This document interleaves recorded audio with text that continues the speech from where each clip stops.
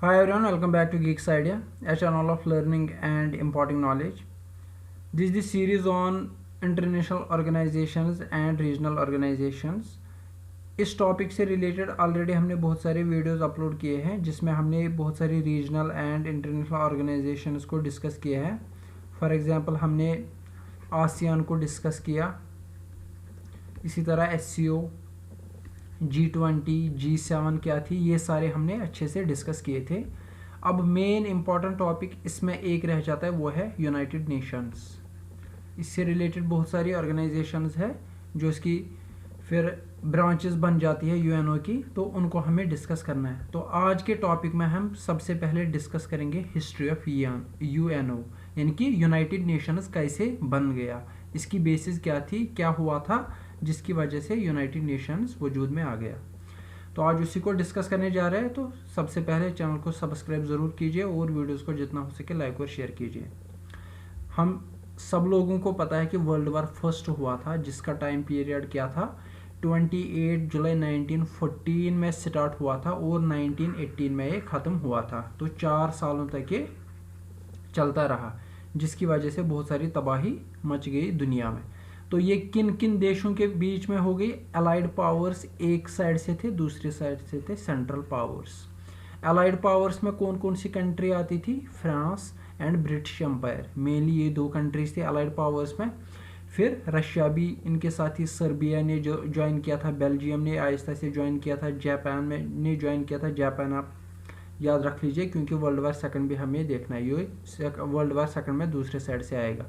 Montenegro, Italy, United states और दूसरी बहुत सारी छोटी छोटी कंट्रीज जो अलाइड पावर्स के साथ मिलके लड़ने लगे अगेंस्ट किनके? Central powers.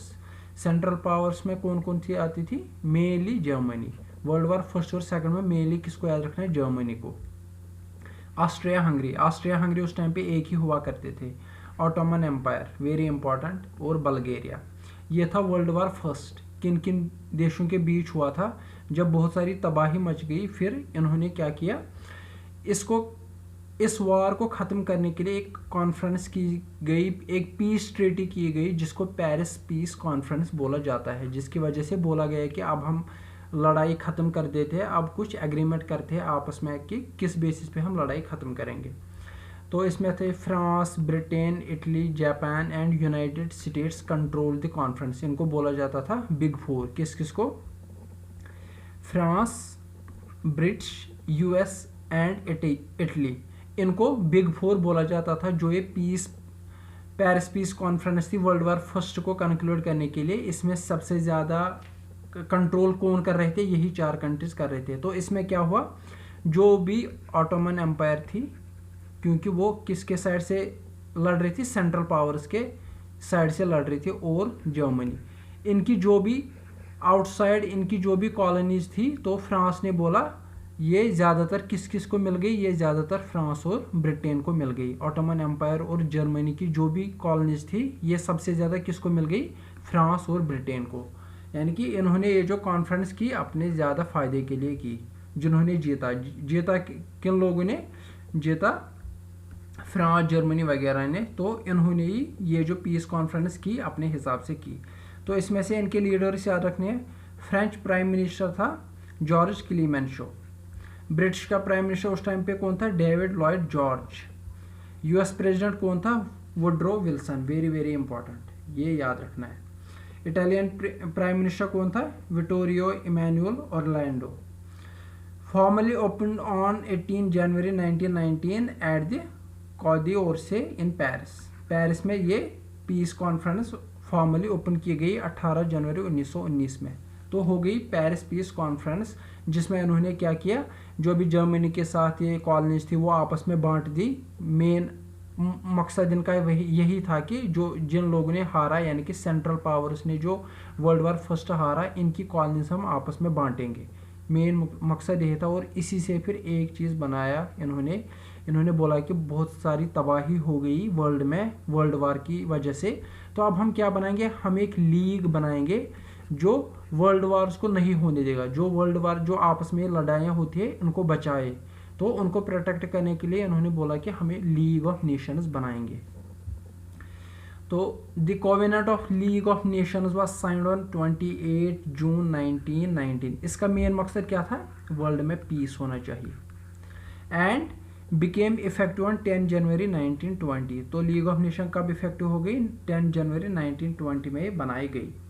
First meeting of the council of league, जो ये लीग की काउंसिल थी उसकी पहली मीटिंग कब हो गई? 16 जनवरी 1920। और फर्स्ट मीटिंग ऑफ असेंबली कब हो गई? 15 जनवरी 1920 को ये मीटिंग हो गई। उतना ज़्यादा इंपॉर्टेंट नहीं है, बस इतना याद रखना है ये कब इफेक्टिव हो गई? 10 जनवरी 1920। और मेन पार्ट इसमें किसने रोल ये किया, प्ले किया इसको बनाने के लिए? Woodrow Wilson. इसलिए मैंने बोला यूएस प्रेसिडेंट था ये, और इसको इस पर नोबेल पीस प्राइज भी दे दिया गया लीग ऑफ नेशन बनाने के लिए। तो ये था लीग ऑफ नेशन। लेकिन फिर आपको पता है वर्ल्ड वार सेकंड भी हो गया। That means league of nation world में पीस रखने के लिए कामयाब नहीं हुई, यानी कि league of nation at last क्या हो गई? फेल हो गई। क्यों? अगर पास हो जाती, अगर ये कामयाब हो जाती तब वर्ल्ड वार सेकंड होता ही नहीं, तो फिर से वर्ल्ड वार सेकंड आएगा। वर्ल्ड वार फिर से आ गया जिसको हम बोलेंगे वर्ल्ड वार सेकंड। ये कब स्टार्ट हो गया? 1939 में, और 1945 में ख़त्म हो गया। तो ये किन किन देशों के बीच हो गए? एक साइड थे अलाइज, दूसरे साइड थे एक्सिस पावर्स। अलाइड पावर्स कौन थे? ये इन्होंने मिलिट्री अलायंस बनाया था तो इनको अलायंस बोला जाता था। इसमें था Russia, United states, United kingdom and China. तो लीडर्स भी यहाँ पे याद रखना है। रशिया में उस टाइम पे स्टालिन था, यूनाइटेड स्टेट्स में उस टाइम कौन था? FDR, ये आप ऐसे शॉर्ट में याद रख सकते हैं, Franklin D Roosevelt. Winston Churchill United kingdom में आपको मिल जाएगा। चैंग कै शेक आपको कहाँ पे मिलेगा? चाइना में। तो ये थे लीडर्स कहाँ पे? इन 4 देशों में जो अलाइज पावर्स थे। तो दूसरे साइड से कौन थे? Axis powers. एक्सिस पावर में जर्मनी आएगा ही आएगा, क्योंकि world war first and second में मेन कौन था? जर्मनी। यहाँ पे था एडोल्फ हिटलर। जापान में था हिरोहितो। लेकिन जापान ने वर्ल्ड वार फर्स्ट में किन के साथ लड़ाई लड़ी थी? फ्रांस, ब्रिटेन, इनके साथ मिलके लड़ी थी। किन के खिलाफ? ओटोमन एम्पायर, जर्मनी के खिलाफ। तो वर्ल्ड वार सेकंड में जर्मनी के साथ लड़के इनके खिलाफ लड़ रहा है। बेनिटो मसोलिनी इटली में आपको मिलेगा। ये 2 आपको याद होने चाहिए, एडोल्फ हिटलर है, मसोलिनी। मेन हिस्ट्री में एक इवेंट हुआ था, यूनाइटेड स्टेट्स ने जापान पे एटॉमिक बॉम्ब फेंका था। किस किस पे? हिरोशिमा एंड नागासाकी पे। हिरोशिमा पे न्यूक्लियर वेपन कब फेंका गया था? अगस्त 6 को। और नागासाकी पे अगस्त 9 को 1945 में। ये एक मेन इवेंट है, कभी बहुत सारे एग्जाम में पूछा गया है। पहले हिरोशिमा पे एटॉमिक बम डाला गया था कि नागासाकी पे? तो पहला है हिरोशिमा, कब? अगस्त 6, 1945। तो ये हो गया world war second. World war second से बहुत ही ज़्यादा तबाही हो गई दुनिया में। ये वर्ल्ड वार फर्स्ट से बहुत ही बदतर था। तो इसकी वजह से अब कंट्रीज़ को रियलाइज़ हो गया कि हमें एक ऑर्गेनाइजेशन बनानी चाहिए जो वर्ल्ड में कैसे, यानी कि जब वर्ल्ड वार अब ख़त्म हो गया, जब जर्मनी ने सरेंडर किया, अब इन्होंने बोला कि पोस्ट वर्ल्ड वार कंडीशन क्या रहनी चाहिए, यानी कि जब पोस्ट वर्ल्ड वार खत्म, अब वर्ल्ड वार सेकंड खत्म हो गया, तो अब कंट्रीज़ को क्या आपस में बातचीत करनी चाहिए, अब कैसे हम रह पाएंगे, कैसे पीस को बढ़ावा देंगे वर्ल्ड में। तो इस चीज़ के लिए उन्होंने बोला कि कुछ ना कुछ बनाना चाहिए। तो लीग ऑफ नेशन पहले फेल हुआ था, उसी को बढ़ा के बनाया जाएगा यूनाइटेड नेशन। तो क्या हुआ? पहले 12 जून 1941 में क्या हुआ? Declaration of Saint James Palace पे एक कॉन्फ्रेंस हो गई, बहुत सारी कंट्रीज वहाँ पे मिल गई। इसी तरह अटलांटिक चार्टर बनाया गया भाई Franklin Roosevelt and Winston Churchill, और साइन किया गया 1941 में। कौन सा? Atlantic Charter. ये है यूनाइटेड नेशन को बनाने का steps. On January 1, 1942 26 countries sign the declaration by United Nations which set forth the war aims of allied powers. यानी कि इन्होंने बोला कि वॉर एम्स क्या होने चाहिए अलाइड पावर्स के। तो इसके लिए क्या साइन किया गया? 1 जनवरी 1942 को declaration by United Nations sign किया गया। अगस्त 21 से लेके अक्टूबर 7 तक 1944 में डम्बार्टन ओक्स कॉन्फ्रेंस हो गई, जिसमें किसने पार्टिसिपेट किया? US, UK, Soviet union. इनको बिग 3 बोला जाता था, बिग 3, और चाइना भी इनके साथ यहाँ पे आया था। तो ये कॉन्फ्रेंस हो गई कहाँ पे, वाशिंगटन डीसी में। ये जो डम्बार्टन ओक्स है ये वाशिंगटन डीसी में एक सिटी है। याल्टा कॉन्फ्रेंस हो गई इन फेब 1945 में क्रीमिया में। क्रीमिया उस टाइम सोवियत यूनियन के साथ था। United Nation conference on international organisation which convened in San Francisco on April 25, 1945 produced the final charter of United Nations। तो एट लास्ट अब चार्टर ऑफ यूनाइटेड नेशन कब तैयार किया गया, किस कॉन्फ्रेंस में, United Nations conference on international organisation. कब, April 25, 1945। इसमें it was attended by representatives of 50 countries all over the world. बहुत सारी कंट्रीज इसमें आई है, अमेरिका से 21 आ गई है, साउथ अमेरिका नॉर्थ अमेरिका से दोनों कॉन्टिनेंट से 21 कंट्रीज, इसी तरह यूरोप से 9, इसी तरह दूसरी एरिया से बहुत सारी कंट्रीज इसमें पार्टिसिपेट जिन्होंने किया। एट लास्ट फिर यूनाइटेड नेशन को कब अडॉप्ट किया गया, 26 जून को अडॉप्ट और साइन किया गया।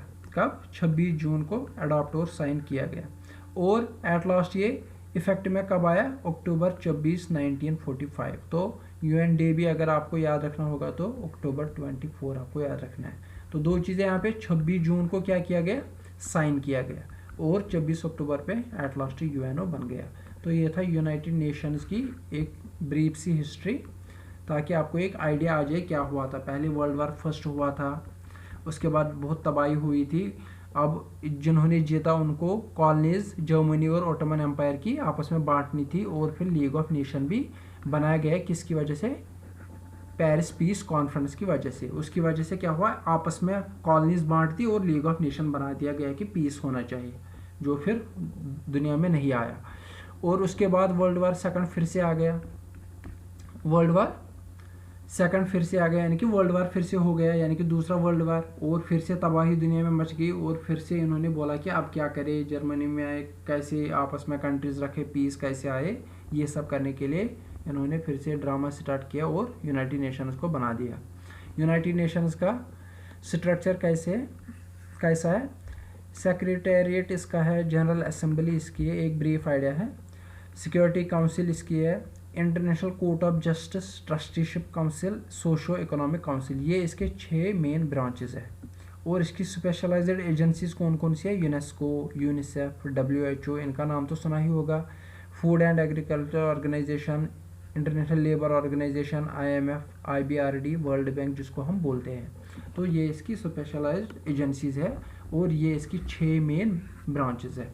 तो इसको हम डिटेल में अच्छे से डिस्कस करेंगे। आज का वीडियो इतना ही। Thank you very much. Hope आपको ये बहुत ही अच्छा लगा होगा। मिलते हैं अगले वीडियो में।